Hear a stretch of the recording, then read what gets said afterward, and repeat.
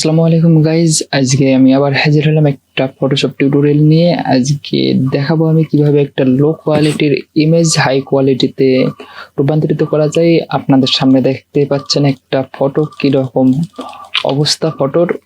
এই ফটোটা নিয়ে আজকে কাজ করবো, তো ভিডিওটা স্কিপ না করে পুরোপুরি দেখুন। এটাকে হাই কোয়ালিটি করার জন্য বেশি কিছু কাজের দরকার নেই, শুধু এই যে ফিল্টার থেকে এই জায়গায় দেখতে পাবেন ক্যামেরার র ফিল্টারে প্রবেশ করার পরে দেখতে পাবেন একটা মিক্সচার প্যানেল আসবে, ঠিক আছে।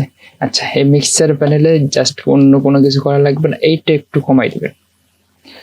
নিচে আইসা দেখতে পাবেন এই জায়গায় তিনটা অপশন আছে, তার মধ্যে উপরে দুইটা একটু করে কমাই দিবেন। তারপরে এই জায়গায় দেখতে পাবেন ডিটেইল, এই জায়গায় আসছে নয়েস আর কালার নয়েস যেটা আছে সেটা বাড়াই দেবেন, ওকেতে ক্লিক করে দেবেন। সো আপনার কাজ ডান। দেখতে পাচ্ছেন আপনার সামনে কি ফটো ছিল আর কি ফটোতে রূপান্তরিত হলো। সো ভিডিওটি ভালো লেগে থাকলে একটা লাইক, একটা কমেন্ট, একটা শেয়ার করে পাশে থাকবেন আর চ্যানেলটিকে সাবস্ক্রাইব করে রাখবেন এইরকম আরো ভিডিও পেতে।